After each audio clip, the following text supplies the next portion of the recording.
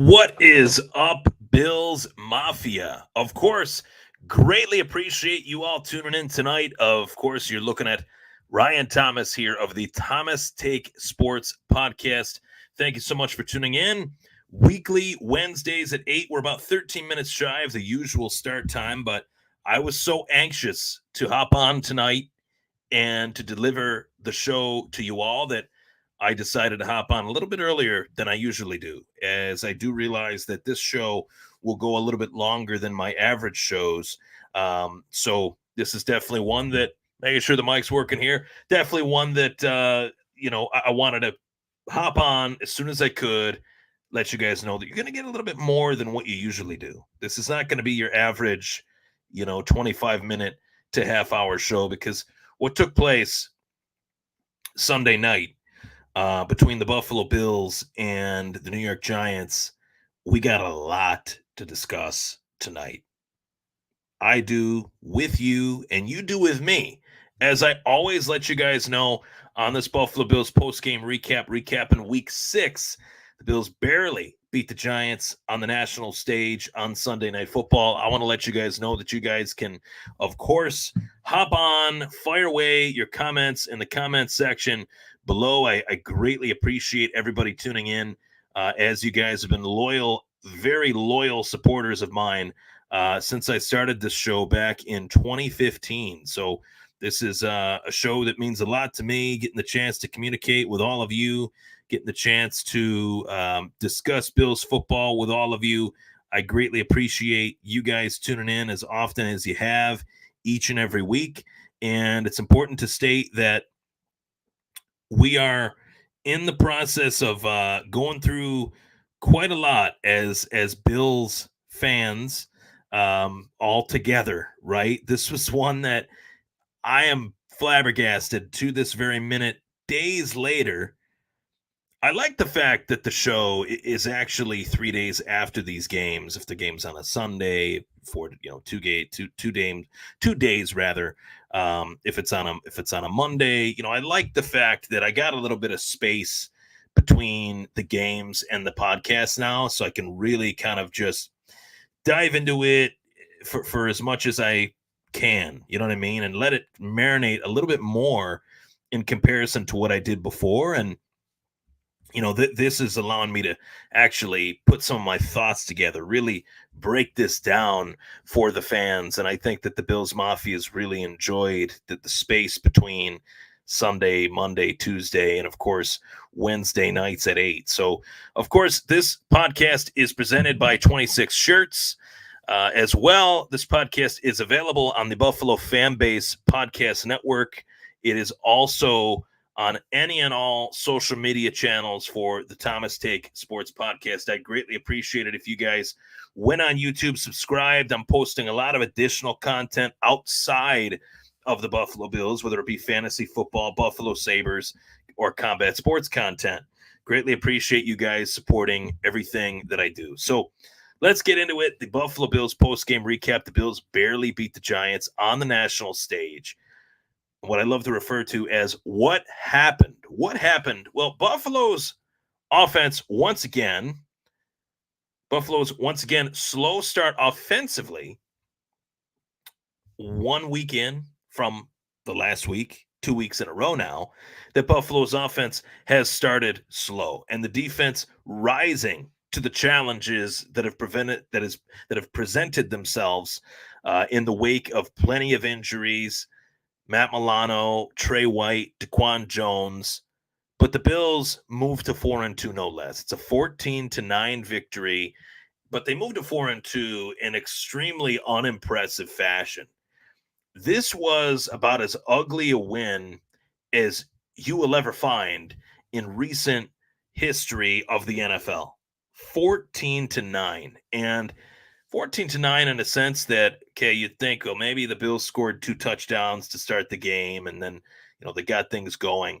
No, it was 0 points in the first quarter, 0 points in the second quarter, 0 points in the third quarter, and the Buffalo Bills really only getting started in the fourth quarter of this game. And it made it extremely difficult for me to watch this game despite the victory. I was not too thrilled with this win. I never will be as I look back on this. And we can all say, you know what, a win is a win. A win is important. We know all that. But can we really hang our hats on this one as a true Buffalo Bills victory when the Bills looked as bad as they did for the majority of this game? When it mattered most, they did step up, but again, they stepped up against a team that they were favored to beat by 15. They stepped up against a team that was 1-4 going into this game. They stepped up against a team that was playing with their backup quarterback, who Buffalo knows all too well, and Tyrod Taylor. And the Giants' defense is one of the worst defenses in the NFL. So this is a shock for me, still to this very minute, to see and know what I know now, as far as we got some real struggles on this side of the ball that we did not expect to have these struggles. As Robbie pops in here, let's talk 716 Sports. What's going on, Robbie? So I never thought I'd be sitting here at any point in the season and say that we barely skate by a team that we should beat. But here we are again with me saying this. And we're saying it for the reasons that we are. Those reasons are the fact that this offense has mightily struggled in these last 2 weeks. They've gotten off to slow starts. I've talked about it on my podcast here with you guys, and I've also talked about it on other podcasts throughout the week. 24/7 Buffalo Fandemonium Sunday sessions. I have on their show every week, and I talked about what's the key to victory. Start fast offensively. That's the key to victory. That's step number one. And another week down, another week over, and the Bills did not get off to that fast start. But why is this offense struggling as much as they are? Why was this win so unimpressive? And I think I want to dive into this here in terms of Dorsey and this offense, because this is a hot topic right now, number one, and number two. I think everybody's got a different take on it. Some people are saying they should blow it up and, Dorsey should be fired. And others are saying that take your time, be patient. But nobody's really explaining why this offense is struggling X's and O's wise. And that's what I'm here to do tonight. I'm not here to call for anybody's job. I'm not here to say that Ken Dorsey should be fired. I'm not here to call out any particular player within this offense because, like I said, when push came to shove, Josh Allen actually played pretty well when it mattered and led us to victory with passes that few quarterbacks could make. Offensively, James Cook, I thought he was the consistent force on offense for us on Sunday night. But what is going on with this offense? And going back to what I just mentioned, Ken Dorsey, the Bills offensive coordinator, and this offense, you go back to prior to Ken Dorsey, and that was, of course, Brian Daboll calling the shots, running this offense. This offense was much, much different in terms of the scheme, in terms of the personnel, in terms of the size or lack thereof in some cases in certain positions. The years that Josh Allen was extremely successful, he had Stephon Diggs, John Brown, Cole Beasley. You had three deep, wide receivers, three wide receivers that were true wide receivers that played those roles within the offense very well. And Daboll's three wide receiver sets, that's where Buffalo was deadly because each receiver provided a different ability, a different role, filled a different role that was asked of them. Now you fast forward, a couple years later, and last season is very much the same. Dorsey wasn't trying to change the offense too much because he knew that Allen had that success with the three wide receiver sets. So nothing was really changed a whole lot. And the Bills had success, but the personnel wasn't quite the same. Certain guys struggled. more than what they were anticipated to. Certain players didn't step up to the level that we thought they would. And they had down years, Gabe Davis being one, and Isaiah McKenzie being another that did not fill that role that was left by Cole Beasley. So the Bills went into this offseason and they went into it thinking, okay, well, something's got to change here because we can't go into next year the same way. And Isaiah McKenzie's gone. We got Deontay Hardy. We got Trent Sherfield, two guys, wide receiver 3, wide receiver 4s that can fill roles within this offense. But what can we do to really change the dynamic and the look of this offense? And, I was pounding the table for the possibility that the Bills would draft a Jordan Addison or a Zay Flowers or a Quentin Johnston or somebody in that wide receiver range of 20 to 24, where the Bills were picking in the high 20s. And those 4 wide receivers went in a row: Jackson Smith-Njigba, Jordan Addison, and company, Zay Flowers as well. And another one's not coming to me right now, but it will as I go through this. But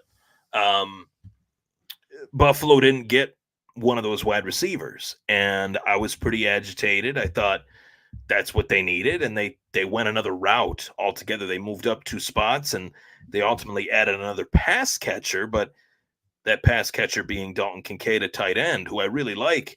Happy birthday to him, by the way. But was a player that I didn't anticipate even being there, was a player that I didn't anticipate Buffalo even going after with the pre-draft visits and things that I read into.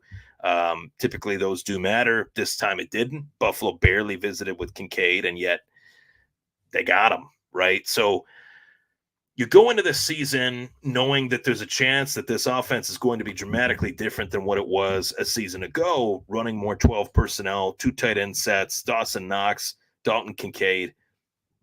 And, a lot of me thought that was just kind of hogwash and it would just be, a little overrated, a little too much too soon.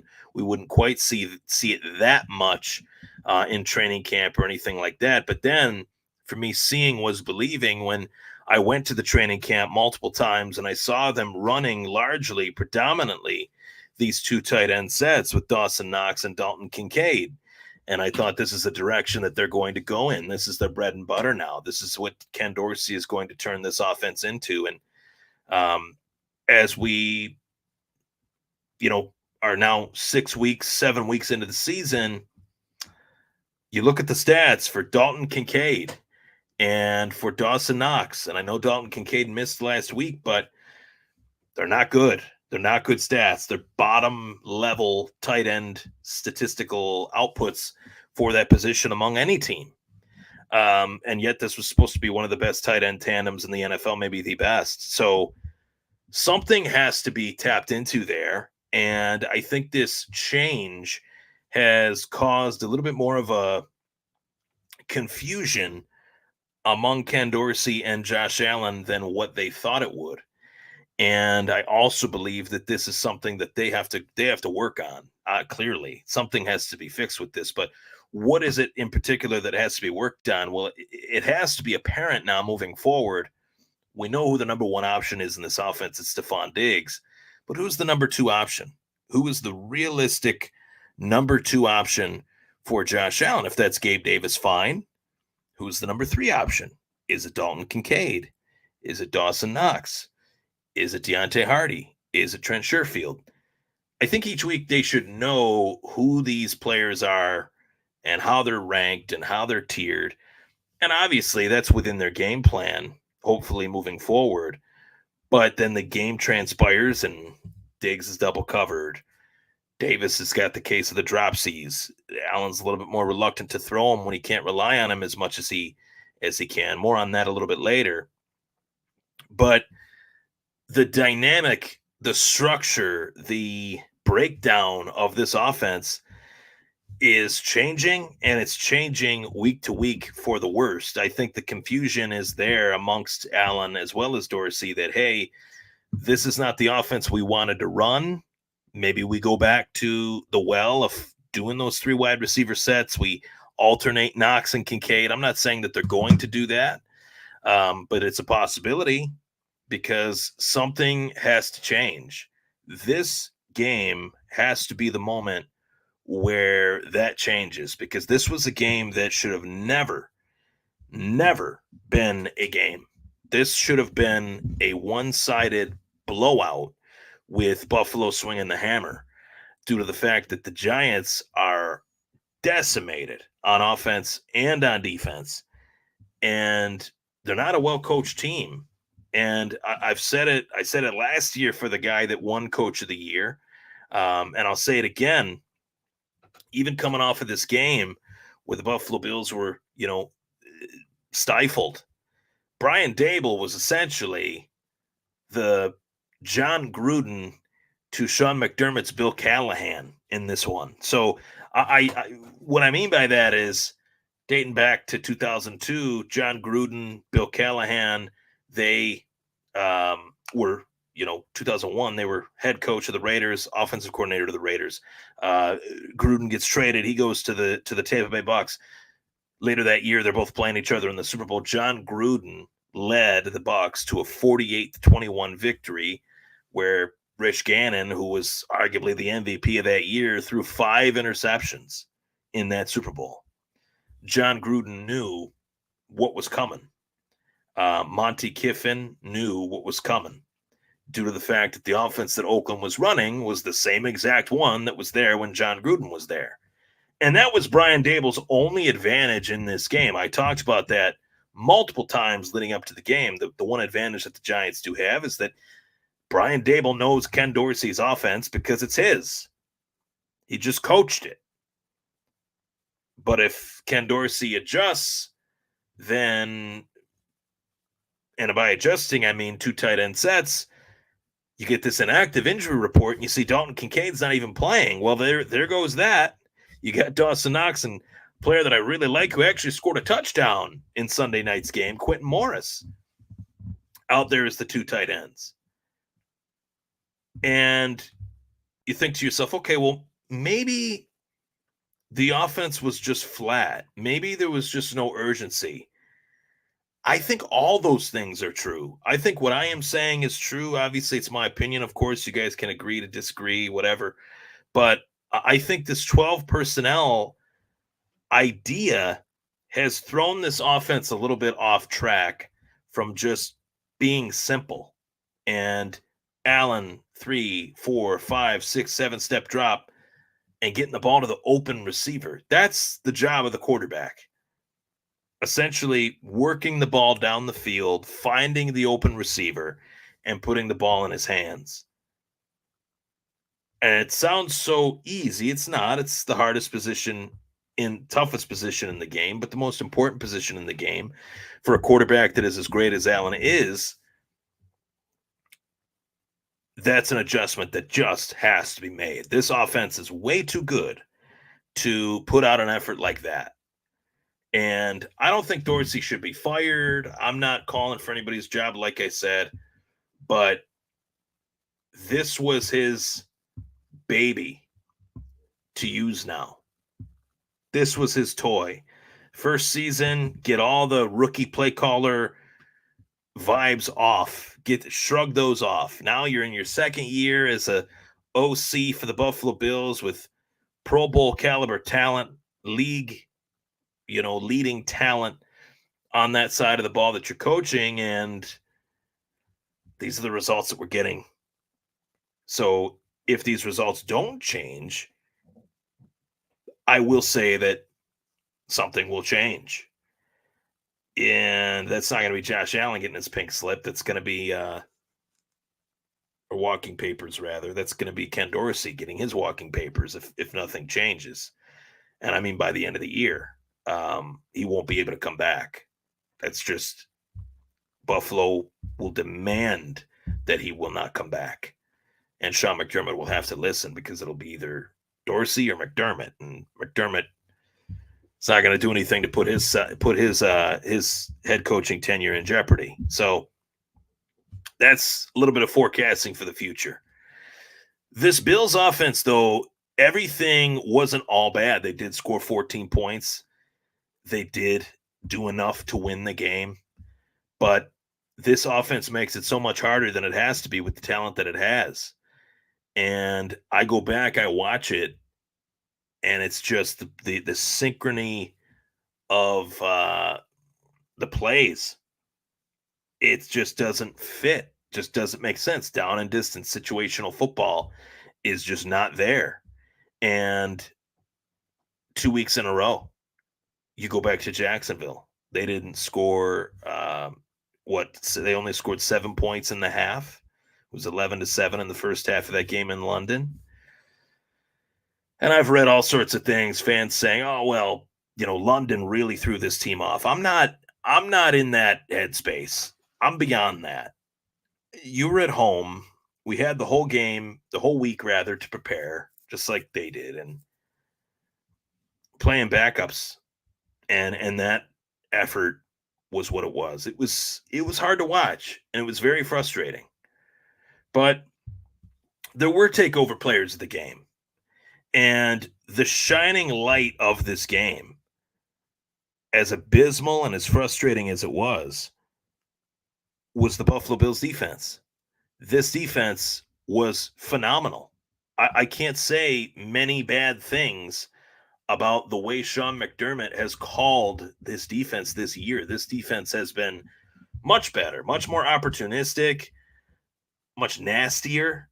And there's two guys that have really shown up for this team, especially in the last, since week one for one player when he was healthy. But in another case, Dorian Williams, at any rate, rookie, playing really well. Really fun to watch. Lots of speed there, playing alongside Terrell Bernard. And then you have Greg Rousseau, who has taken a massive step forward. Those two guys in particular really jumped out at me. And then James Cook as well. They fed him the ball. He had an ample amount of touches, was pretty productive, was really what started to get the chains moving for this offense in the second half. And then Josh Allen's touchdown pass, a throw that few, if any, can make, fitting it right over the head of the defender and putting it in the hands of Quentin Morris, which was a beautiful touchdown. So this game wasn't all terrible. I'd say about 85% of it was. The moment to me that really stood out was 3rd and 8. Buffalo's got the ball. They had ran the ball twice, forced the Giants to take 2 of their 3 timeouts, and then they decide to pass it, which pass incomplete, clock gets stopped, Giants get the ball back after they attempted a field goal after that incomplete pass where Buffalo missed it, with Tyler Bass missing his second field goal of the night. He was off too, which was really weird. But man, this was a weird one. I thought, why would they pass it? Why not just run it, force the Giants to take a timeout, and then punt it to the Giants, forcing the Giants to play a longer field? They did none of those things. And that is situational football. That is coaching. Those are the things that make people second guess, not just Ken Dorsey, but Sean McDermott as well. And those are the things that make me scratch my head every week. Time management, situational football, things like that. Something to keep our eyes out on before, and it is, once again, I hate to say it, but going to week 7 here, previewing week 7, the Buffalo Bills take on the New England Patriots, an AFC East clash that just doesn't have the right luster that it used to without TB12, I must admit. In that regard, kind of miss them. Kind of. Not a lot, but kind of. Bills, Patriots, Mac Jones has really struggled this year. I think that a case could be made. Not only could it be Mac Jones's last year as a starting quarterback, but this also could be Bill Belichick's last year as a head coach in the National Football League. And for a few weeks, I thought that is some bull crap. But you look at each week that this New England team has taken the field, it looks like it's honestly gotten worse and worse and worse each week. And granted, they won one game, but even in their win, it's like, geez, pulling teeth here, victory from the jaws of defeat. Much like the Buffalo Bills this past week. But you can't look at any opponent in this league and take them for granted. They got some guys on their team. They got some guys that can, score points and make things happen. But we have more of those guys, and we have better versions of those guys in comparison. So we're the better team. It's just a question of, do we play down to the level of the opponent that we're playing, or do we rise above that and play our own brand of football and win these games the Buffalo Bills way? What is that, though? What is the Buffalo Bills way? Well, turnover-free football, God willing, and solid defense that creates turnovers. That's the way to win, as this team has done so in very impressive fashion in moments in this season. So I got the Bills winning this one, getting back on track. Key to focus on for this game is this offense, frankly. This offense has to show what it's capable of. This offense has to be what it's capable of. And we should see that W. I'm going to go 35-13 Buffalo. Previewing, predicting that game. That's how I have it. All right, guys. Well, I am heading out. I am exhausted. I had a very long day today at the day job. So I wanted to hop on here as soon as I could and put this out here for everybody to tune into. I greatly appreciate you guys tuning in.